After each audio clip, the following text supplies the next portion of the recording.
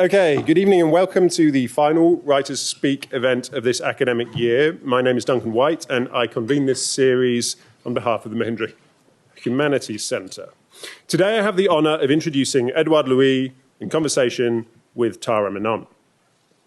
In 2014, Édouard became a literary sensation in France and beyond when, at the age of 21, he published The End of Eddy, a bracing autobiographical novel about growing up in a working-class village in post-industrial northern France.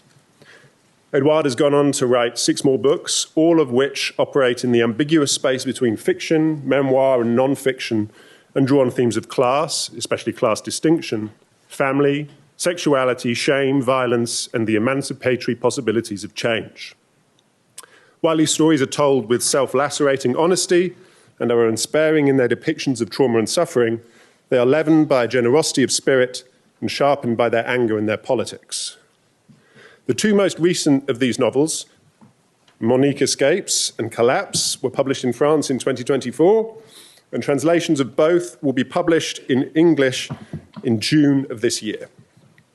Monique Escapes, translated by John Lambert, is about his attempt to help his mother escape an abusive relationship. Collapse, translated by Tash Orr, is about the life and death of his brother. Édouard is also the editor of a collection on the work of sociologist Pierre Bourdieu and was a consultant on François Cailla's documentary about Michel Foucault. Édouard is also the subject of one of Cailla's films, The Many Lives of Édouard Louis. It's on Amazon Prime, I recommend it. In conversation with Édouard is Tara Menon. Tara is Assistant Professor of English here at Harvard University. Her first academic book, Speaking Parts, Character, Conversation and Social Worlds in 19th-Century British Novels, will be published in September by Princeton University Press. Tara's brilliant debut novel, Underwater, was published in March. Tara is also establishing her reputation as one of our foremost literary critics. Her reviews and essays have appeared in venues including the New York Times Book Review, Los Angeles Review of Books, Public Books, Bookforum, and The Nation. Okay, before starting, can I ask you to mute your phones?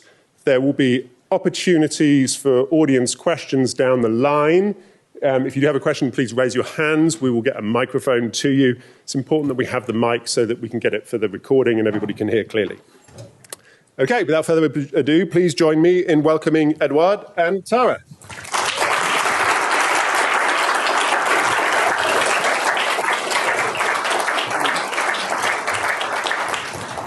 Thank you, Duncan, and I want to say thank you to Mary as well for organising everything.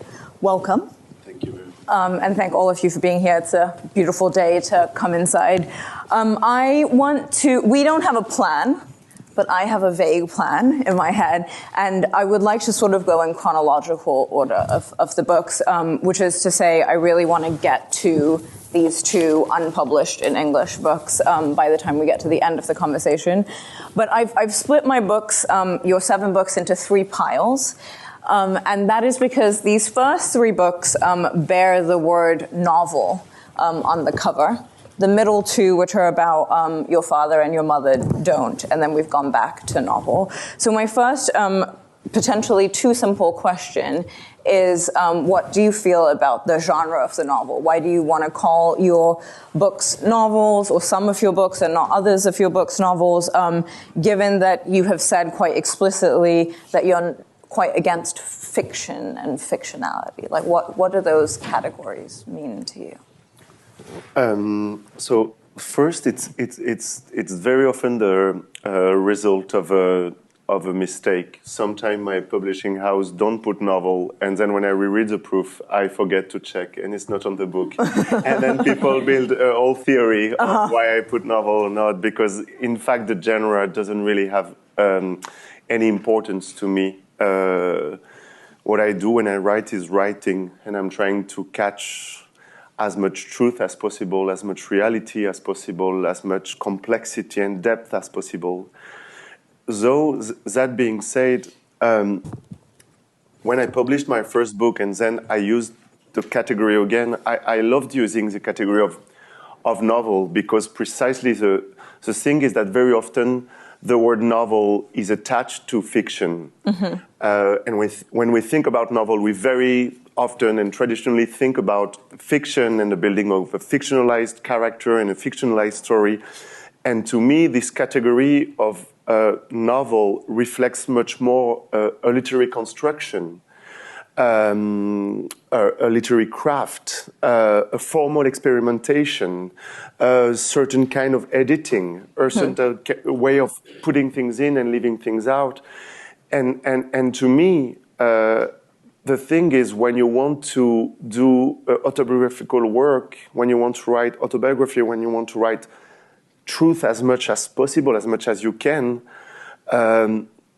construction can be a way to reach the truth. And you need it. The same way a sociologist would build, like a statistic to get the truth of one social phenomena. That's the same with literature. Sometimes the more you want to get to the truth, and the more you have to build, to invent new forms, to create new ways of telling stories. And to finish with this answer, that's for me a very important struggle, because if you look at the history of literature in general, you see on the side of fiction much more literary experimentation, much more crazy forms, attempts, ways of writing. When you think about Virginia Woolf, William Faulkner, Marcel Proust, you have so many, ways of doing and writing. And very often, not always, of course, because there are many exceptions like Michel Léris or Marguerite Duras, but very often when you look at the history of autobiography, you have a much smaller literary ambition in terms of construction. You have many autobiographies that are written in the way that I was born that way, in that town, my father was doing this, my father was doing that.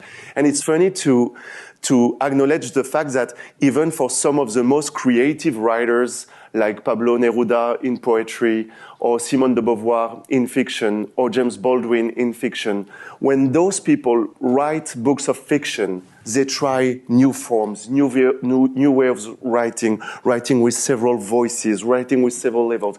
And when those people write their autobiography, like Pablo Neruda, J'avoue que j'ai vécu, or the memoir of Simone de Beauvoir, or the essays of James Baldwin, they write, I was born in Paris in 1910. So as if the idea of autobiography was much less associated to a literary research. And what would it be to keep both the literary ambition and the literary experiment with the depth of autobiography, like in recent work of Jamaica Kincaid or Anne Carson, or with Knox, the book about her dead brother, or Hélène Sixou. I think you have a few writers who are really trying to push that. But in terms of literary field, we are still at the prehistory of that. What happens if, in the history of autobiography, we reach the same level of experiment than in the history of fiction? The fiction is much richer. So I want to ask then about two formal experiments that I think that you embark on in two different books. So the first is in Who Killed My Father, the use of the second person, which is, I think, quite unusual, actually. And I guess one question, sorry to ask a second question before finishing the first, is that do you see these two books, Who Killed My Father and A Woman's Battles and Transformation, as being also autobiographical fiction, as also autofiction, or do you think those are books that are about your father and your mother and less about you? Or do you think that's like a distinction that's impossible to make in a family structure in which there is, of course, the first person singular here, there's I, but there's this because it's not done in English, at least, like in the translation, it feels it's rarely done, this kind of very consistent second person voice, like you, which is about like this direct address to your father. And the second one, which is really, I think, formally experimental, is In a History of Violence, the way in which you tell that story is through an overheard conversation of your sister. So I wonder if you could talk about either of those decisions, like formal decisions. So first, this way of writing in the second person is, I think, in a way, part of a literary tradition in France When I think of Annie Ernaux, she wrote a book about her dead sister, or Violette Leduc, La Bâtarde, which is a book in which she often talks at the second person to her mother, which was a kind of way to try to talk to people you cannot talk to anymore. And of course, those books that I just mentioned, Violette Leduc or Annie Ernaux, come from class defector, class traveler, and people who have experienced these feelings that I try sometimes to describe in my book, which is what does it mean to come from a place, a milieu, a family, and being the first in your family to study, to go to the city, to go to the university, when no one else did that in your family. And then suddenly you cannot talk anymore to those people you grew up with. You don't speak the same language anymore. You don't have the same references anymore. You become the body of the other class. You become the body of the enemy, because at university you learn another way of talking, you learn another way of presenting, of behaving, and all of that becomes an assault to the people you grew up with, you know? In the book about my mother, A Woman's Battle in Transformation, I describe what it did to us in my childhood when the doctor of the village would visit us at home when one of the kids were sick. So we were in this kind of small post-industrial working class village in the north of France. And most of the people around us were like us, factory workers, people living from welfare, people trying to survive. And the one bourgeois person that we would see from time to time was the doctor when one kid was sick. And he was one of the very few people we would meet who, you know, went to college, studied to become a doctor, went to the city, was reading books. And I remember in my childhood when he would enter the house, we felt humiliated as soon as he would enter the room. And it was an objective wound. It was an objective assault, which was the fact that this man didn't want to humiliate us. He didn't want to assault us. It was just his way of dressing, his way of talking, his way of behaving made us think we are not legitimate. We don't know how to talk. We talk like peasants. We don't know how to sit correctly. We don't know how to dress properly. I remember my mother would say, go to the shower, prepare. She was so scared of this potential humiliation of us feeling we wouldn't be the same. Okay, get your hair good and get your hair done and everything. And so, of course, when you become that person, when you become within your family the person who goes to college and go to studies, then you become this body. I became the class enemy of my own family. And this situation of not being able to talk to people you were living with for 15 years, 16 years, 17 years, I think is one of the reasons why so many class transfuge, as we would say in French, transfuge de classe, so many class defectors used this literary form as a way to rebuild this impossible connection. And so that was important for me in those books that were about my parents.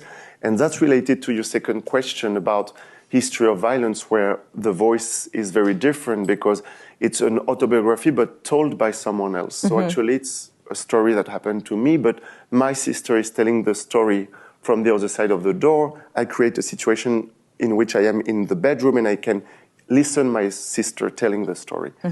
And for me, what is important in those two different approaches and those two different books is the way we have to find for every book and every story and every experience we recount in a book, we have to find a new literary form. Every body, every character, every experience, every person deserves its own literary form, you know?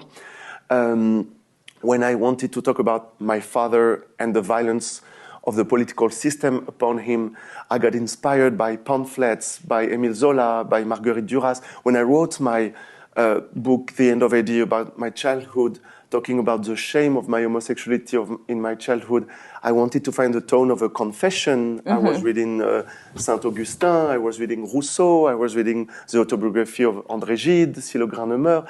When I wrote about the sexual assault, I tried to find a form that would say something about this story. The fact when you experience a sexual assault, everyone tells the story on your behalf, at your place.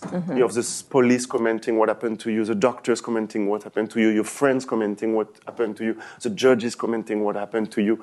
And you feel a kind of second dispossession after the dispossession of your body. So for me, it's about experimenting a new way of writing for every book. And this is sometimes my struggle against a certain Anglo-Saxon, American, or English literature in which we have this like big idea of what a novel is. And no matter what kind of story we will tell, we will use the same form again and again and again, and just, pour inside it a different story, which is basically, Samantha woke up this morning, dot. The day before, she had been visiting her cousin, dot. 80 pages for the character, second chapter. The week before, she had been visiting, And sometimes when you go to Anglo-Saxon readings of like 5 writers, you have the same pace everywhere. I go there and I listen to them doing like, And this is a musical, terrible sensation to my ears that for me informs a certain way of looking at literature and at the story. We say, if I talk about a man who is destroyed by politics, and I talk about a small gay kid living in shame, and I talk about a woman escaping masculine violence, I cannot use the same form. It's unnatural. So the process of writing is about listening to what the story you tells you to do, which formal approach, which voice, which experiment is the one that will make you see and feel and understand the story. Yeah. Okay, I have 7 questions, but I'll try and just do one. So one thing that I heard you say just then is that you think in some ways of the End of Eddy as being sort of like confessional in maybe tone and genre, and that the Who Killed My Father is an accusation of a kind, but I think both shame and anger are emotions that are strong throughout, I think, all of the books. I said I would get to it at the end, but I think so. Collapse, which is one of the books out here in June. I can't resist. I'm gonna get that. I'm gonna get that now. Which is about the life and the death of your brother. I wonder, what you think that this book is tonally, like genre-wise, like if we use those two, confession and accusation, or a third or a fourth category that you would like to introduce, and how you think. I guess I find it's a remarkable book. I think it's a really, really tremendous book. And I find it... so wait, I'll tell you what I think about it after you tell me what you think the genre is and how you think its relationship is to the other books that you've written about, let's say, like your mother and your father and yourself. Mm-hmm. So in my mind, at least, this book is very different from the others.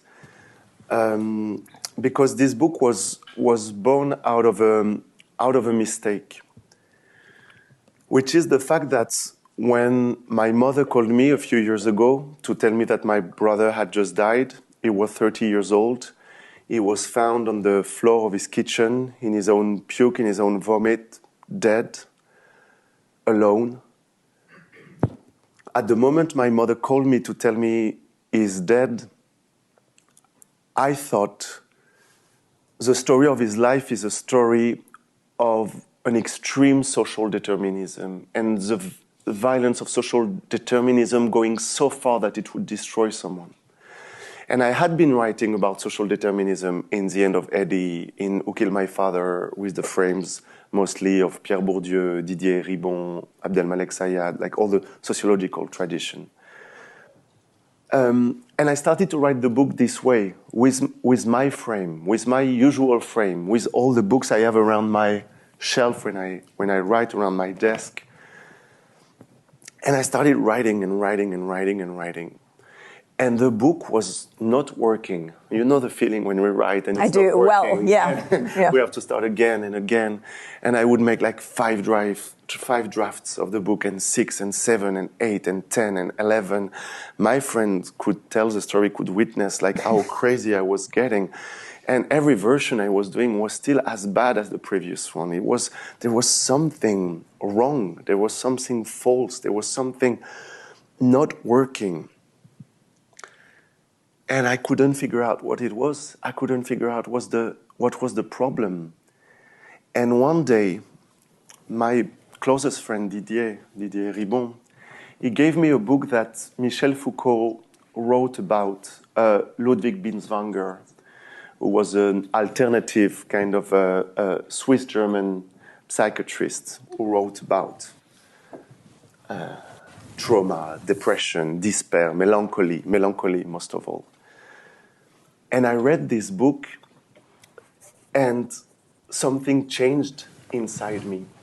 I thought, what if my brother had something wrong in his head and in his mind that was not only attached to his social determinism and to his social life as a working class person?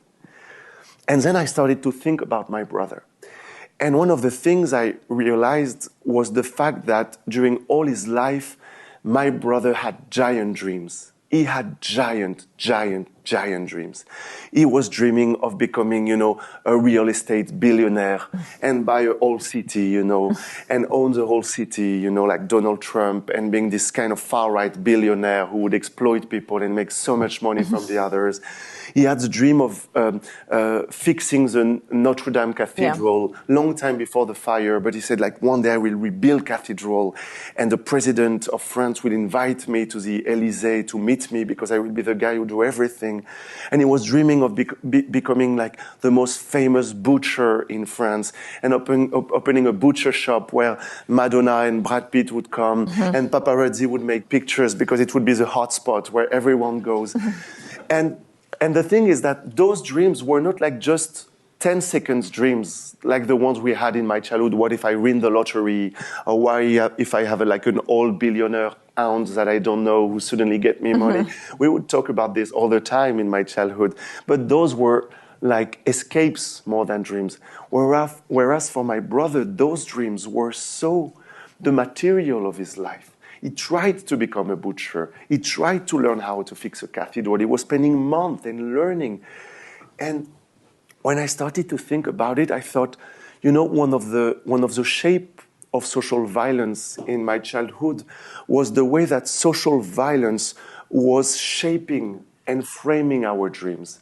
Our dreams were mostly attached to our social determinism. Our dreams was to get a big car, was to get a big fridge, was to get a big TV, was to go to Disneyland one time every year. Those dreams were framed by what Karl Marx would call alienation, by the late Marx, not the economical alienation, but the psychological alienation that is linked to your class. And even my dreams as a gay kid were associated to my social determinism. Because I was a gay kid, effeminate, everyone was calling me a faggot at school and at home, and my dream was to be masculine. My dream was not to be gay. My dream was to be normal. So even my dreams were framed by my position in the world. And all our dreams, most of the time, are framed. My dreams today are framed. I want to go to a premiere with Isabelle Huppert. I want to listen to a piano concert of Martha Argerich. My dreams are detected by my social class and my sexuality, and it's fine. And it's fine in a way. But for my brother, something within him, within his body, resisted the framing of his dreams by his social class. And the day I realized that, I thought, what if the story of my brother is not the story of an extreme realization of social determinism, but of a certain fail of social determinism to frame his body? Okay, so it framed his body partly with the alcohol, with the poverty, with the social exclusion, with my brother being a construction worker or being a factory worker, but it failed framing his dream. And what happened when those two things collapsed against each other? And the day I started to think this way, I thought, there is another way of writing this book. So I was reading Sigmund Freud and Ludwig Binswanger and Julia Kristeva, and a lot of psychology. And it completely changed the writing. And in a way, sorry I make long answers, but in a way, the form of the book is actually very informed by the writing of Sigmund Freud, because we very often talk about the power of the theories of Sigmund Freud, but in Sigmund Freud there is also a power of the form. Like he's an incredible formal experimentator. And so Freud writes with those, long interviews that he transcribes, and then he makes like analysis, and then he goes back to stories, and then he tells the narration with his own mouth. And I got inspired with this, with like those long monologues from women in Collapse. They are the women that my brother used to live with. Yeah. And I thought like this form will give another texture to the book, which is in my opinion, closer to the destiny, the fate, and the collapse of my brother. He was a fragment of dreams and melancholy in a world that was not prepared for those dreams and those melancholy, because dreams and melancholy was two of the hardest things to have in my working class childhood. They were the two impossible things, particularly for a man, because melancholy is not strong, is not a performance of strength. Is feminine, is considered effeminate, is considered like crazy. No one would take antidepressant in my childhood. No one would go to the psychoanalyst. No one would do therapy. I discovered that much later in my life in the bourgeoisie. If a working class man like my brother would say, I will take antidepressant, people would have told him, you are a lunatic, you are crazy. They would have laughed about him. It was not a possible there was no language for his pain. There was no language for his wound with a capital W. So this wound was lost. And we all know that you get destroyed by your wounds when you cannot name them. So he was destroyed by that. And those dreams were impossible because of the social determinism, because there were no possibilities for him, and because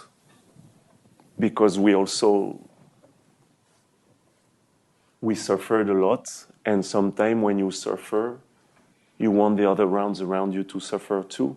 You don't want the other ones to escape the sufferings that you are stuck in. So when my brother was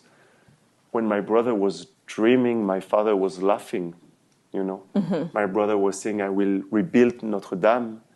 And my father was laughing. Was saying, who do you believe you are? What do you think you are? And laughters are in this context a kind of a political technology to maintain the social structures of reproduction. That would happen to a woman in the 18th century if you wanted to be a writer. You come to your family, you're a woman in the 18th century or 19, and you say, I want to be a writer. And people laugh at you. So the laughters are also a political technology to keep everyone in their place. So I also want to ask, not only this is a really beautiful framing, I think, of the way in which you think about your brother's life and the way that you write about your brother's life. But I think for me, reading this book, the most surprising thing about the book. So when you read Who Killed My Father after reading The End of Eddy, there's a slight sense of disorientation that the man that you had read about in The End of Eddy is the same man that you're representing here. That it becomes a kind of it's as though the person has been flipped on, you're looking at him from a different perspective, from a different angle. But that happens in those two books, in two separate books. But in this book, it feels that both things happen at once in the same book. And the most surprising moments of the book are moments in which your brother, who you depict, the words that are used to describe your writing most often are unflinching and raw and honest, right? So all of those things are true in the way that you describe your brother, but there are also these moments of real tenderness that your brother shows, right? Not even just the dream stuff is heartbreaking. They're I want to build a cathedral, I want to and your father laughing at him. But coming to paint your house when you asked, or offering, or taking you to school, there are these moments, and both it's the full person emerges in the single book, in this book. But one of the things I find the most remarkable about your writing is that there's a lot of hatred, actually, also in this book, that many people would shy away. You don't shy away from, I think, like the really ugly emotions that many people pretend to not have, that they pretend to be angels. And so I wonder about like because very early on you said that writing a book or a novel is about choosing what you put in, it's about, manufacturing like a story. Could you tell me about why you include these like moments of like real, like where he seems really sort of like gentle and soft, in ways that he seems extraordinarily violent at other times? Like you chose to put both of those things in. Yeah, it was also the kind of voyage of the writing of the book, because as I said before, there was this day where my mother called me to tell me my brother had just died, and this is the the beginning of the book. When my mother called me to tell me that, I didn't feel anything. I didn't feel any sadness. I didn't feel any trouble. I didn't feel anything. My mother told me your brother had just died, and I felt as if she was telling me, oh, it's sunny outside. And then I was surprised by this absence of feeling. And that's also one of the things that made me start the book, to make this kind of archaeology of the absence of feeling. Why would you feel nothing for someone who just died at 38, who was your brother, who was sleeping in the same bedroom than you for so many years, who was eating at the same table for so many years, that you saw for thousands of hours? I thought there was something here to find, because in the literary tradition, most of death start with pain and sadness. Mm-hmm. Annie Ernaux writes about her parents because she's sad after their death. Mm-hmm. Joan Didion writes about her husband because she's sad, or about her daughter because she's sad that they had died. Mm-hmm. What would be to start a book taking this death as a starting point, which is also a kind of literary cliche in the good sense. It's a structure that is possible to start a story, but what it is to start with this absence of feeling. And I wanted to dig in this absence of feeling. And this absence of feeling was linked to the fact that my brother was a monster. My brother was a monster. And that's why I didn't feel anything, because I hated him. Because my brother was assaulting gay people just for fun, and then would come home and laugh and say, I saw a faggot in the street and I punched him and it was so funny. He would say that black people were inferior. He would beat women. We would see his girlfriend with bruises on their face. Women I loved, women I was seeing every day. And I was seeing them covered with what my brother had done to them. My brother was beating his dog. His little animal was, walking with only 3 feet, because my brother, when he was drunk, would take the dog and throw him against the wall. And all of those things made me hate him. And I didn't want to know him. And I didn't want to see him. And I felt a kind of distancing from him year after year. He tried to kill me when he knew I was gay. He came to Paris with a baseball bat to kill me. He was an extremely violent person. And I started the investigation on this monster. And then when I started this investigation, I started to call my mother, call the woman he was living with, call his friends from childhood. And guess what? Which is absolutely not surprising at all. I discovered that this guy had suffered so much in his life. So much. Mm-hmm. His father abandoned him when he was 5 years old. His father found a new wife, left my mother, get with this new wife, had new children with this wife, and suddenly said, I don't want to talk to my children from the past. So my brother spent his childhood seeing his father in the distance, in the same city, and he said, never come to talk to me again. And he saw that. He did that. And then my brother was dreaming, and my father was laughing at him, humiliating him. And he was chased by everything. he was encountering the violence of the justice system very early in his life. And I thought, yes, of course. Even monsters suffer. Mm-hmm. And very often it's because they suffered so much that they became monsters. Mm-hmm. So how do I keep those two things in the book without any of the two aspects erasing the others? Mm-hmm. Because that's precisely the problem in so many books. People keep one aspect of reality and they write a loving book about their beautiful mother, mm-hmm. or they write a revenge book about their terrible partner. Mm-hmm. But what would it be to keep both? Mm-hmm. And through that, to make a kind of, once again, archaeology of violence. What causes violence? And I feel that these kind of things, we maybe do them less and less. We're in a moment in history when we blame violence and we eliminate violence and we cancel violence, but we spend less time trying to understand the origin and the cause of the violence. And when you do, you realize that reality is much more complex than you even want it. And suddenly I felt even pity for this man I hated. Mm-hmm.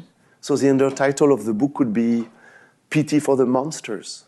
Mm-hmm. You can feel pity for the monsters and still say they are monsters. Mm-hmm. You don't erase that. Mm-hmm. And still fight against everything they represent. And go in the street and organize and fight and write against this. Of course, that's what I try to do. Try to write against masculine violence, all those forms of violence. And I can feel pity for this person who was acting those things at the same time. Those are possible. And it's not comfortable. But we are not writers to make people feel comfortable. Mm-hmm. And I thought okay, let's try to go as far as I can in this process of understanding. And in doing so, to deconstruct the violence of someone like my brother. Mm-hmm. In fact, for me, to give time to violence, to give even some time, patience to violence, mm-hmm. is a way of fighting it. Mm-hmm. Might be even a revenge against violence. Mm-hmm. The more unacceptable it is, and the more I will give time to it. It doesn't mean that you have to do it. When you are suffering from violence, you have a fundamental right to not talk about it, to not give time to it, mm-hmm. to not, that's the problem with many women who experience sexual violence, and then the justice system will tell you have to talk about it, you have to talk about it, you have to press charge, you have to go see the justice, you have to go see the police, you have to see the doctors, who will likely not believe you and not believe what you say. Mm-hmm. So for me, there is a second violence when you ask the victim of violence to testify on violence. Mm-hmm. I think that the fact that you suffer violence gives you a fundamental right not to talk about violence and a fundamental right to silence. Because it's not because you go through violence with your body that you have to go through violence with your words again. So I'm not telling if you go through violence, you have to give time to it. Mm-hmm. I just think if you want to do it, this world has to give you the space to do it. And to not say that it would be a problem to give time to this. Because otherwise you become a complicit of violence if you don't try to understand its origin, its causes, its where it was built. But would you say, I think, more polemically than that, that you think that people who do not suffer violence actually do have an obligation to do what you're asking them to do?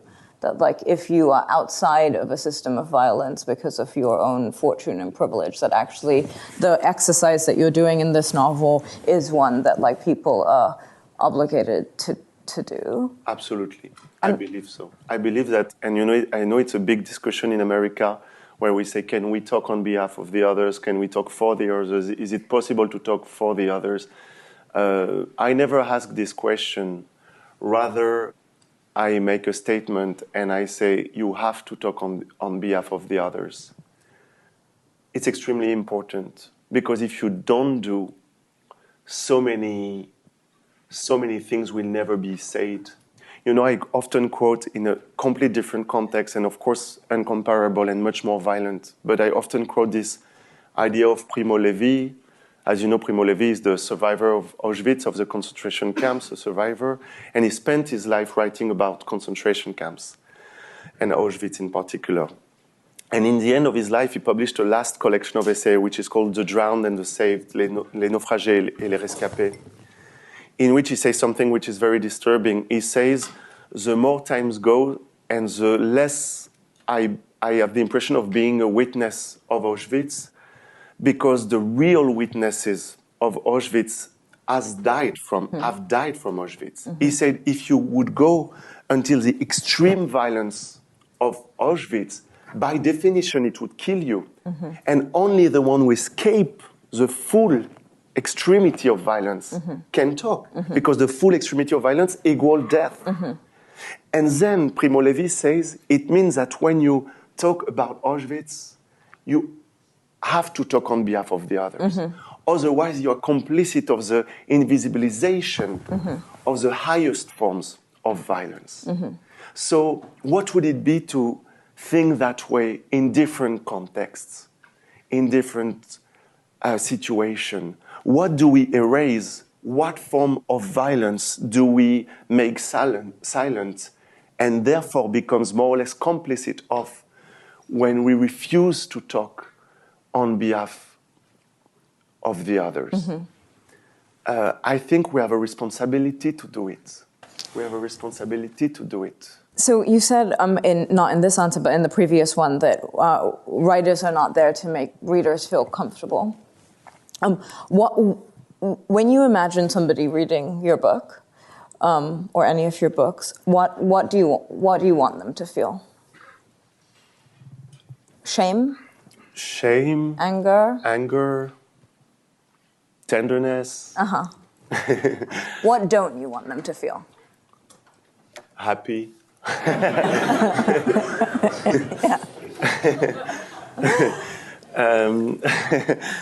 No, so yeah, there are two things.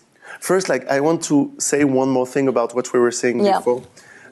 Because also in the American context, and I see it now because I've been teaching in the US in this month at NYU, and the students, they often talk about intersectionality, which became, like a very used term, and it's nice because it's a beautiful term. But of course, the more we use it, and the more we lose the substance of it. And a lot of people tend to now think that intersectionality is just like the multiplicity of identities, and the fact that you can be women and working class and gay and rich and poor and black and white, etc. In fact, when you read the texts of Kimberly Crenshaw about intersectionality, you realize that it's much more complex than that. And one of the ideas and arguments made by Kimberly Crenshaw is the moment she said that one of the questions asked by intersectionality is the fact that every time you have a social movement or a mobilization or people speaking, it will likely be the dominant group of the dominated category who will speak, So if you have gay people talking, it will likely be the dominant class of the gay people who talk. Oscar Wilde, Marcel Proust, André Gide, etc. They will be the one who have access to speech first, If you have black people who speak, you will more likely have people who got college education, degrees, who were born in the cities and everything. And so it means that every prise de parole, every time that a dominated category speak, it will be likely the dominant of the dominated who speaks. So, but you can address these complex issues in two ways. Either you say, so what are the flows of social mobilization? Because every time someone speaks, there are more dominated people who don't speak. So when Marcel Proust talks about homosexuality, what about working class homosexuality? What about, even if he speaks about it, but in a different way? So what is missing? What is missing? But you can see it in another way, which is that it's because those people are privileged that they have, in different ways and in complex way, that they are able to speak. And if they don't, no one will speak, Yeah. you know? That's what Jamaica Kincaid says in her book about her father, Mr. Potter, where she says her father was a taxi driver, working class man in Antigua, in the Antilles, and she said this man was trapped in the violence he was living in. And when he was walking down the street, he didn't know that his life was the result of the ugliness of the world, that his life was produced by colonization, by racism, by class oppression, because this man didn't go to school, didn't go to university, didn't know the history. And she says, because I'm the one who is reading and writing, I will tell his pain.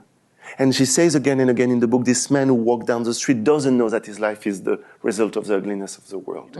And so it means that if it's the dominant of the dominated categories which speak, it's a problem, but it's also the solution at the same time. So it's extremely complex. And to finish with your other question, yes, I don't want people to feel happy because I have the impression that the bourgeoisie loves happiness so much. And they always want you to make them happy because it will make them more comfortable with the world they live in. They love a happy story because they will think, in the end, everything is possible.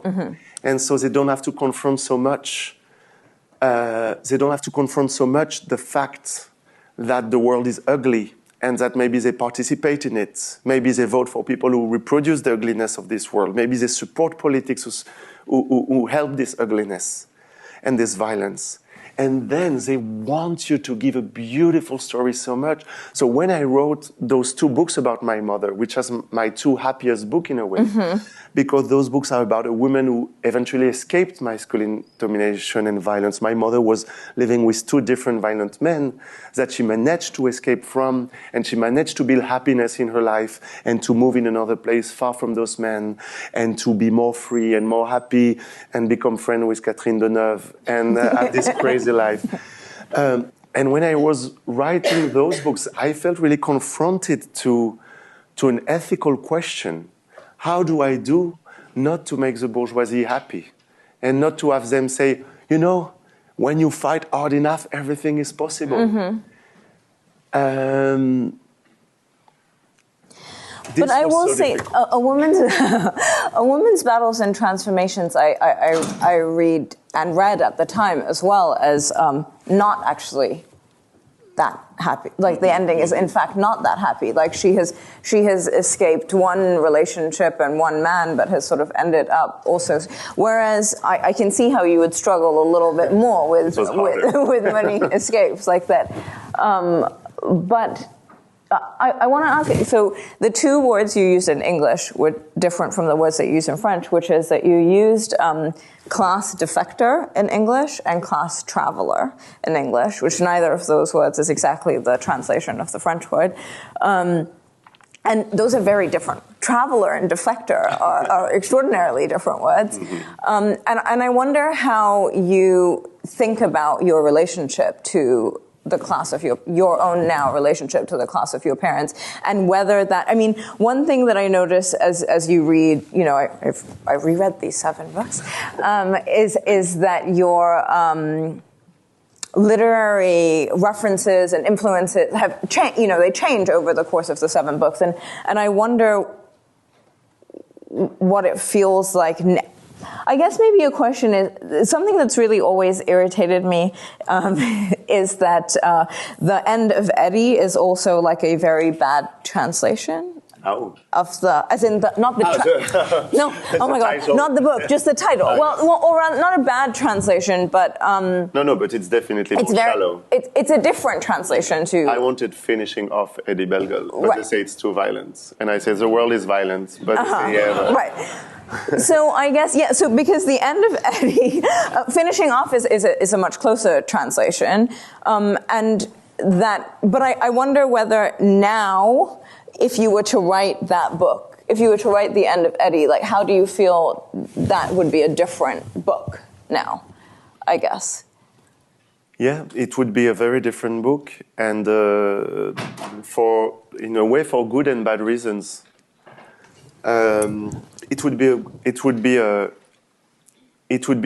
different book because because the more I move away from my childhood, and the more I feel nostalgic of it. Yeah. And the more there is distance between me and my childhood, and the more I miss it.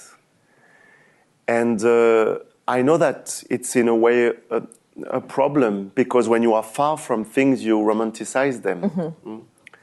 In the same way that when Pasolini was writing about the working class, he was fantasizing the working class, because he was a grand bourgeois. And he had a vision of the working class which is completely mythological, mm-hmm. and in a way beautiful as a work of literature.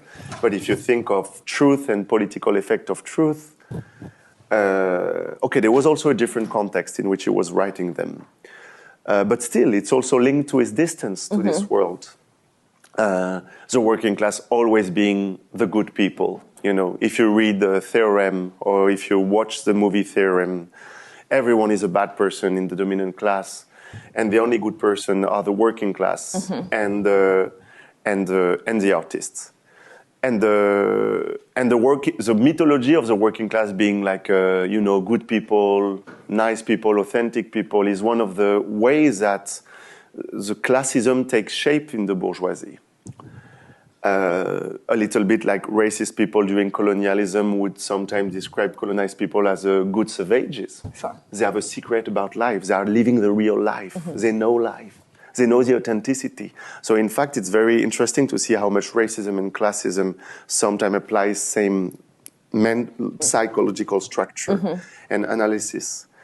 So I see that I'm becoming a victim of it. Mm-hmm. That the more I escape my childhood and the more I love it. Mm-hmm. So I'm glad I wrote it in the moment of after my childhood. But also at the same time, this bigger and bigger tenderness for my childhood allow me, on the other hand, to see things that I hadn't seen at that time, that I couldn't see at the time.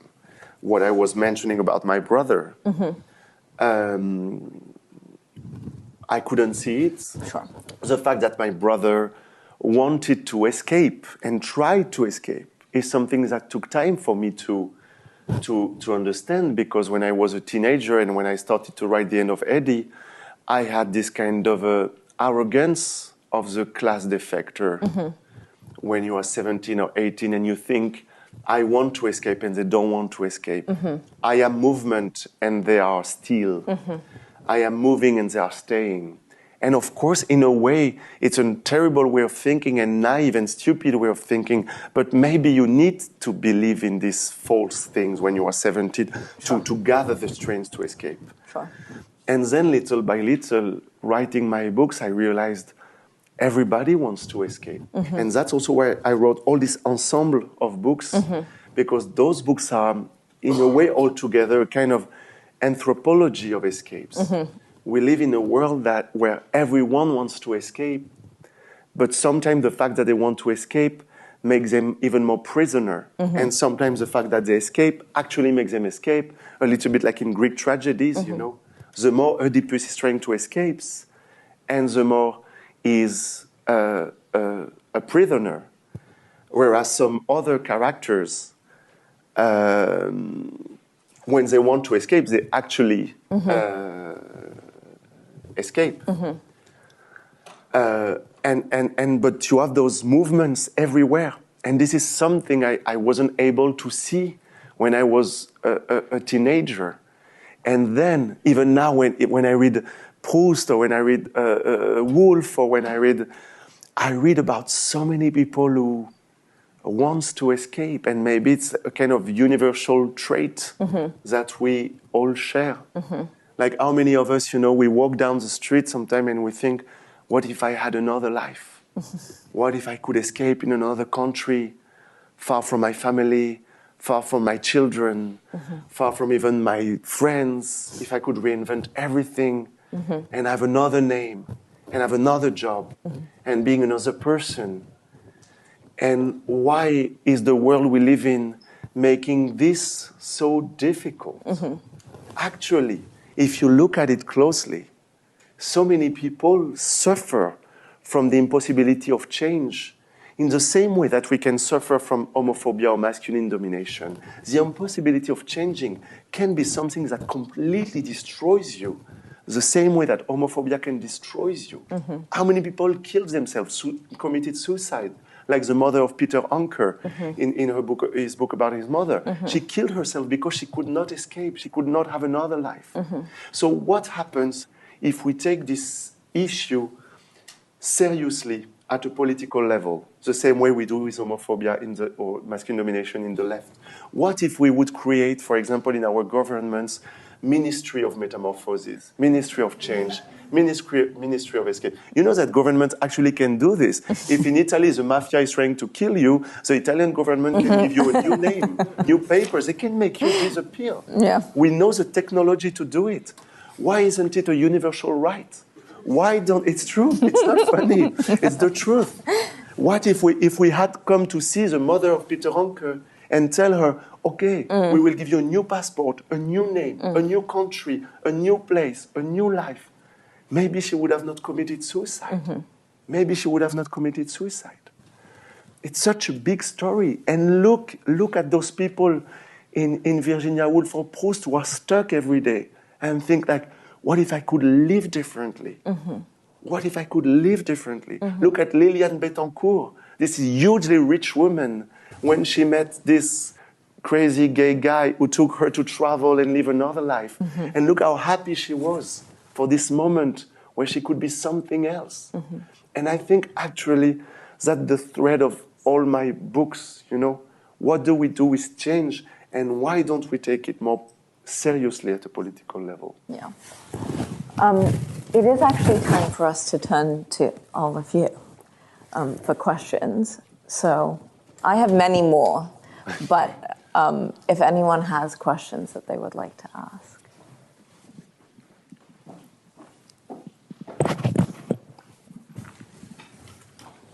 Hi, Edward. Hello.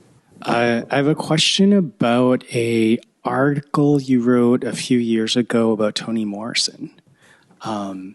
So I haven't read the article in a few years, but what I recall is you were with Toni and she kind of questioned you about basically like, what is a French white boy getting out of my novels?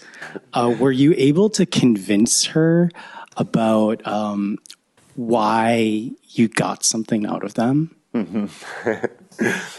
Yes, that's very funny. So a few years ago, I wrote this essay about Toni Morrison, and a few days later, she wrote to me and she told me she had read it and she wanted to meet me, and she asked me to come to visit her and have lunch with her, which was a fantastic moment we shared. And the first thing she asked me, she said, "But why would a French white gay boy in his 20s be so obsessed with a black straight American woman in her 90s as 80s?" Like, because I told her, like, you framed me, your books framed me. I'm obsessed with your book, and they are the kind of material for my daily thinking. And actually, I told her at this moment, but maybe your question is the answer. Maybe it's this distance between you and me that made me see and understand so many things that I could have not understood if they were closer to me. It's a little bit like, you know, if you walk down in a city, you only see one street, one pavement, one tree. If you take a plane and you see the city from the distance, then you see the whole structure of the city. You see where the fields are, where the center is, where the poor and rich neighborhoods are, where the mall is, and the distance sometimes, like in class transfuge life, sometimes the distance is the key to understand. And of course, it doesn't mean that we have the same experiences. There are so many things that Toni Morrison would endure or encounter that I did not. But it's precisely because of that I recognized some structures, some elements of similarities between what she's describing and what my father or my mother or my brother went through. So that's probably why she was so important to me. And mixed with that, and on top of that, for me, Toni Morrison is one of the greatest anthropologists of violence in the way she completely redefined the way we can analyze violence. And it's a bit what we were discussing before. For me, she's the one who pushed so far the possibility of understanding violence not as an act or as a decision, but violence as a current circulating between people and bodies. In the work of Toni Morrison, in a way, violence belongs to no one. It's something that is objective in the shape of the world, and it crosses bodies. It crosses all the bodies, one after the others. There is this fantastic book, one of her late book, which is God Helps the Child. I don't know if you know the story. I always tell the story of the book because for me it's one of the most fantastic books ever. This book is a story of a little black girl who was born in a black family in America. And Toni Morrison describes the fact that in this community, in this moment, the more you are black and the more you are discriminated by racist people and by the black community itself. And when the mother gives birth to her daughter, the daughter she's giving birth to has a very dark black skin that she describes the character as Sudanese black, midnight black in the first page of the book. And because of that, the mother is outraged against her daughter because they will not be able to pass as white and they will suffer more from racism. And during the whole childhood, the daughter is being bullied by the mother because the mother is so furious against this little daughter for having this skin color. And what happened is that one day, this little daughter, she said that her teacher at school assaulted her. And the moment she does that because she believed that if she says this, her mother will finally look at her and love her and hold her hand for the first time. So she denounced a teacher for assaulting her, which did not happen. The teacher goes to jail for 20 or 15 years. And when this teacher goes outside of jail, she tries to kill the little daughter who denounced her for something she didn't do. And so the book of Toni Morrison is this kind of circulation of violence between bodies, which belong to everyone and belongs to no one. Where does the violence come from? Does it come from the mother bullying the daughter? Does it come from the daughter telling the professor did something that she didn't do? Does it come from the professor trying to kill someone, knowing that she was 10 when she did that, so she was only a child? Does it come from racism? Does it come from what created racism? Does it come from the black community recreating the racism of the white racist? Where is it? It's everywhere, and it's nowhere. And the violence is this thing going from one person to the other. And the first line of God Helps the Child is, it's not my fault, so they can't blame me. And this is this idea that it's not my fault, that violence is bigger than us, that violence is circulating, and actually that if you want to stop violence, you don't blame one individual, you don't put one individual in a jail, you have to cut the current. It's not about one person, it's about a current that you have to try to cut. Because actually, if you put someone in jail, it will be a continuation of the circle. And this person outside of the jail will continue the circle. And we know how prisons are violent and violent context is. So you continue the things. What would it be to interrupt the current, to cut it like an electric current? For me, this kind of complexity that Toni Morrison gave us as a heritage is one of the greatest contributions ever to the anthropology of violence. And I don't know if I exactly have the solution or the way of dealing with it, but she made me understand that violence was about circulation and not about decision. That violence is never someone waking up one morning and thinking, let's be violent today. Of course, it's absurd. Violence doesn't work this way. What do we do with this? And so it opens the door to many things. Abolitionism, jail criticism, other ways of dealing with violence. I think it's very important. Yeah.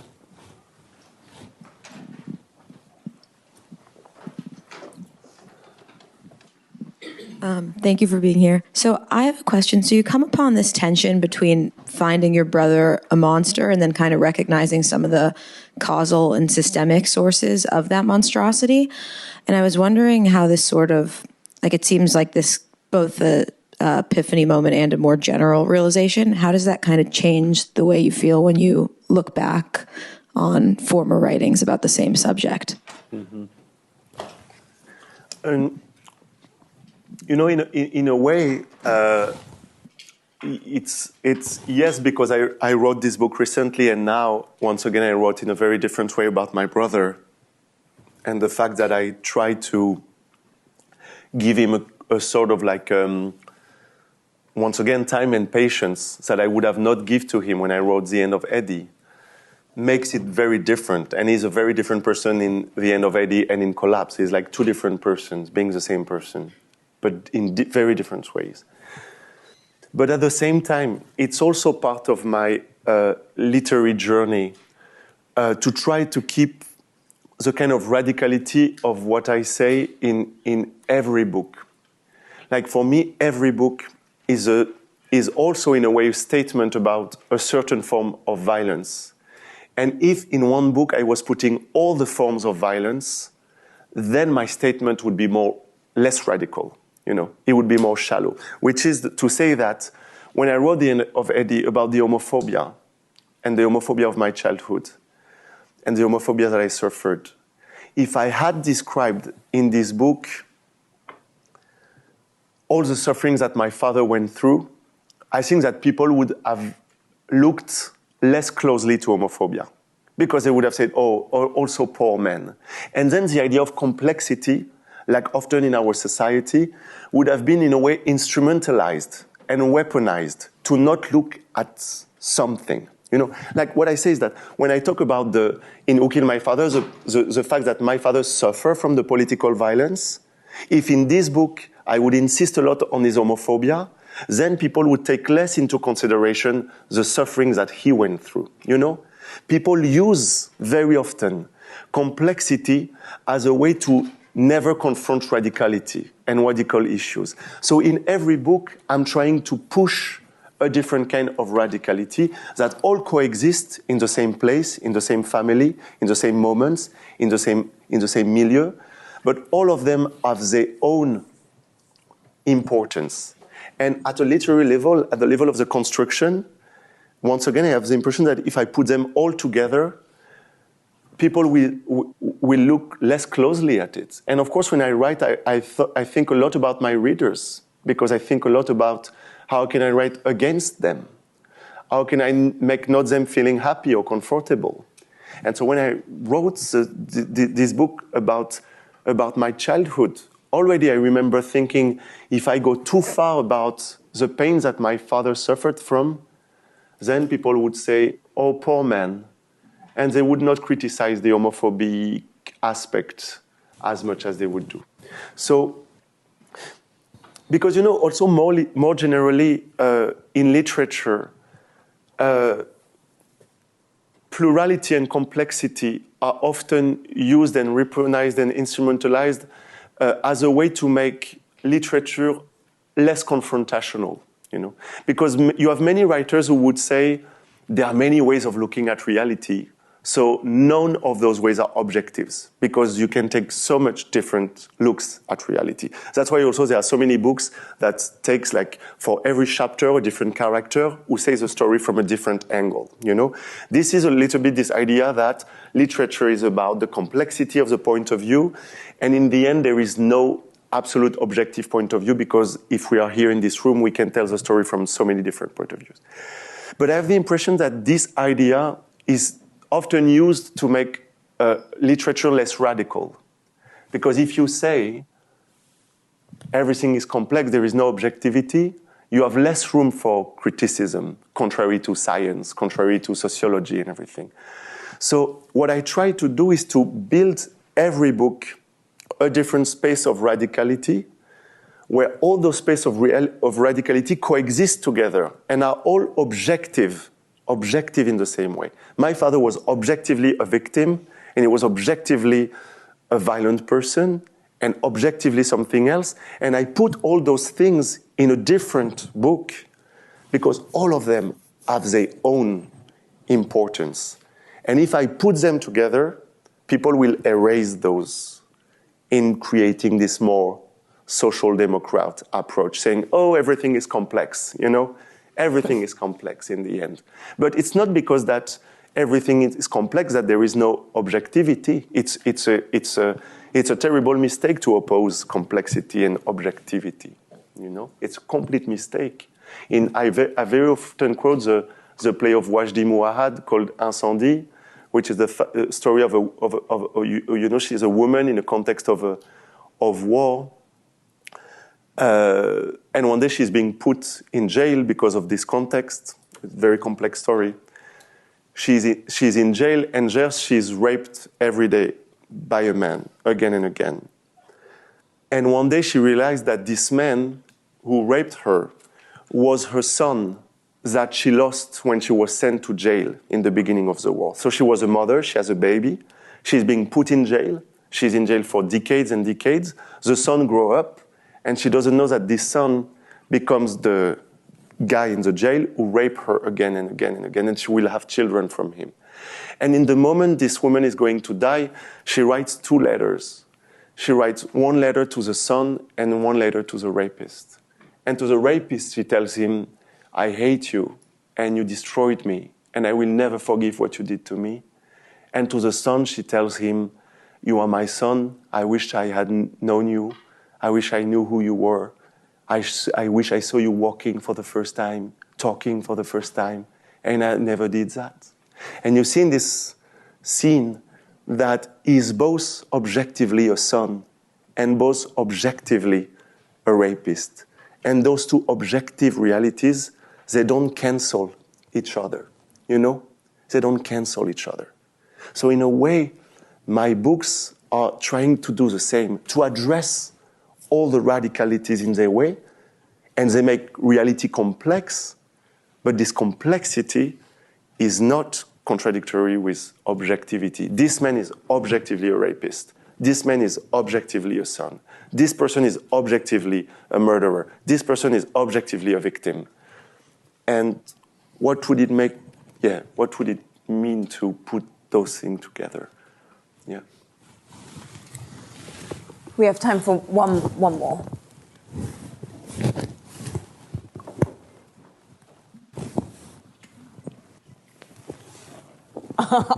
Oh, no. What about, could you both ask them one after another? Yeah, like I ask the 2 questions and then, them. yeah, exactly. Bonsoir, merci d'être là.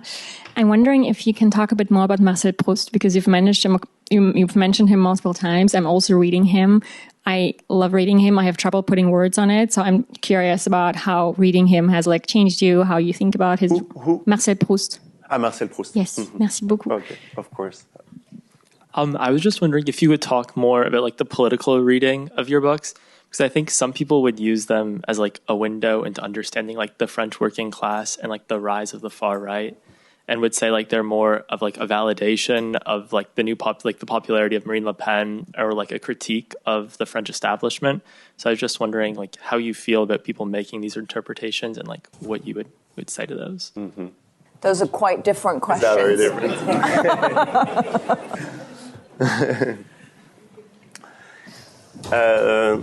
Yeah, you know, regarding Marcel Proust, it's very cliché from a French person, but he's one of the greatest adventures of my life. I adore La Recherche. I'm obsessed with La Recherche. I vibrate with the characters. I live with them. I breathe with them. It changed so many things to me. It's difficult to pick one to make a short answer. I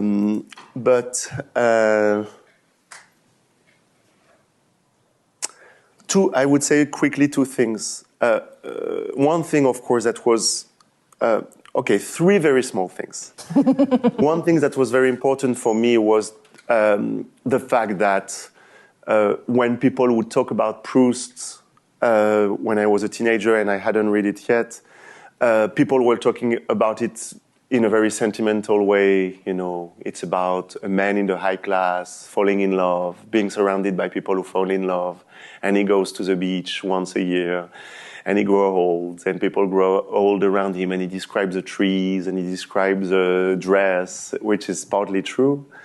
But then when I read it, I, of course, realized that it was a much more radical piece of literature than that, and particularly on a social class level, because I realized that this whole recherche, this whole saga of books, was a permanent social war of everyone trying to be above the others who try to get the next position up. You know, so it's this kind of social conflict every time. The aristocracy from the small towns, they feel humiliated by the aristocracy of the city of Paris, and they want to be like them, and they want to take their place. The bourgeoisie wants to become the aristocracy. Françoise, who is the servant of the family, she despises the worker in the streets and the taxi driver because she thinks she has a status more than this. The doctor, with like middle-class bourgeoisie, wants to be part of the cultural bourgeoisie, and everyone is fighting all the time to take the position. Everyone is afraid of losing its position. And there is like this social war happening all the time, again and again and again and again. Until, sorry if I spoil it, until Madame Verdurin becomes La Guermantes, you know? She marries the Prince of Guermantes, and then, you know, there was this American TV show called Succession, in which in the end of the TV show, the very like unimportant, a bit stupid guy becomes a big chief in the end of the series, and everyone was saying like, it's brilliant. And I was like, no, they just read Proust. Like basically, it's exactly what happened. It's exactly the same story. It's actually this ridiculous woman that everyone makes fun of. In the end of the saga, she becomes the queen, you know? And so Succession was just written based on La Recherche. And there was just one guy who got a French class in Harvard or Yale about Marcel Proust. And then he said, oh, that's a very good plot, it's a twist. And it is a brilliant plot twist. So this from Proust was very important. The other thing, I will do it more quick. The other thing what important to me was this idea of, it's very important in Proust, the idea of cycle and repetition. Proust, at some point, he says that every love story is a rehearsal for a next love story, une répétition. We rehearse what we will live in the future. And life is this kind of cycle of repetition. And particularly when I wrote those two books about my mother and about the violence she suffered from, I thought like repetition is extremely important also when it comes to masculine violence, because one of the essence of masculine violence is its repetition or its potential repetition. You know that if, as a trans person or a gay person or a woman, if you are assaulted one day in the street, you know that it will likely happen again. And even if it doesn't happen again, you have to live with this idea that maybe it will happen. So it's what Jacques Derrida called spectrality, the dissolving of the barrier between presence and absence. What is here is also what is not here. And the distinction between the two disappears. Because even if you are not assaulted by violence, you live with it. Can I go in this street at this time of the day? Can I wear a miniskirt? Can I kiss the man I love? If I am a woman, can I hold the hand of a woman? So you live with this violence and with the risks that it would come back. And violence is like love. It comes back. And I thought if I only write one book about my mother escaping, then in a way I lie about violence. I make it more simple, more cheesy. And I have to show that violence, like love in Marcel Proust, is this kind of repetition and risks of repetition. And that was very important from Proust. And the last one in 30 seconds is the fact that Proust was so unafraid of writing this saga and digging and digging and digging and even potentially losing his audience at the time for never stopping to dig this story, you know. And I remember that when I started to publish books, The End of Eddy or History of Violence, I felt in the literary field this kind of, I hated it, this kind of mainstream expectation of like, what will be the next book about? You know, as if writers were like surprises box, where you make a little show for the next, you know, amusement of the bourgeoisie. And I hated it. And I thought, I'm not here to put a show for them. I don't want to surprise them. I want to dig. I want to dig. I will go back to this family again and again. And it will not be a surprise. It will be a digging. To choose digging over surprising was for me something that people like Proust or at the very different level Kincaid, they made me entitled to do it, to do it, you know. And I had some enemies who told me, are you going to write about your family again? You know, move on. And I was like thinking, think of Marcel and Jamaica, you know? They were not afraid of doing it. They were not afraid. And I think digging is so important. So he's one of the few people who really gave me this authorization. And of course, you cannot make a history of literature if you don't make a history of literary authorization. What authorizes you to do something, to talk about a certain issue, to, you know. As I said, Annie Ernaux always says she would have never written without Simone de Beauvoir, you know. There is also always a history of authorizations that precede us, and this history is extremely important. Regarding the other question, but I have to stop because we can talk during 3 hours about Marcel. I would love that. About the way people... So first, as a writer, I love that people use the books in extremely different way. You know, some people would use it for literary criticism. Some people would use it for sociological understanding. Some people would use it for personal reason. Some would use them for throwing them at the IC police, you know, like particularly with hardcovers, they can be like a very good weapon. So there are many ways of using a book, and I love the fact that people would use them in a very different way. And I love I don't want to prescribe any way of dealing with them, and particularly. When some readers use them for political reason to analyze what you were mentioning, which is like the class distance and the violence of the class domination and of the class elite, because actually I think that literature is not doing it enough, you know. And the more that people use books to do it, and the better it is, because there is in literature this very often, of course, we know it, this kind of suspicion towards politics, as if there was an inner contradiction between politics and literature, and politics and life. If you do books which is too political, you know, if you talk about one decision that Macron made last week, people will say, it's more journalism, or it's more an essay. It's not real literature, you know.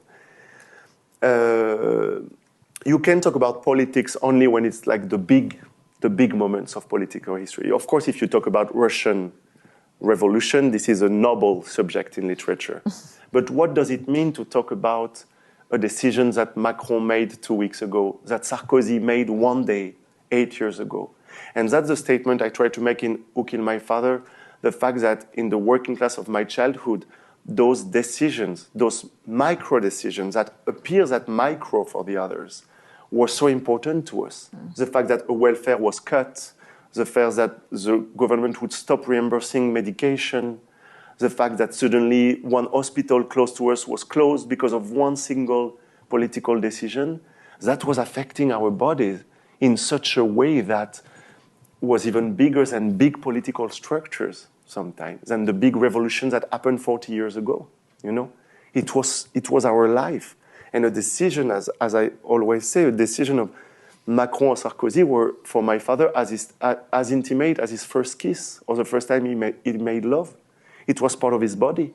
Suddenly Sarkozy say, I take off 5 euros of welfare per month for working class people, and suddenly we couldn't buy pasta for 2 days every month because we had 5 euros less, and we were hungry, and we had stomach issues because of this micro decision.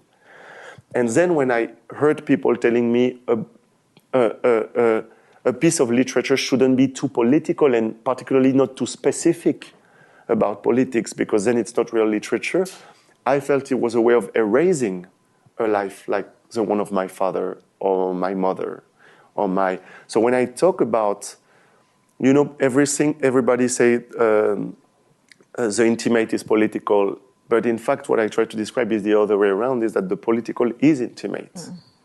Is intimate. That the political is the story of our bodies in the working class. That, of course, you don't feel when you belong to a more privileged milieu. You know, now Macron is not touching me. He cannot give me a stomach ache. He cannot. I can pay for the doctor. I can travel. I can move to another country. I don't depend on welfare.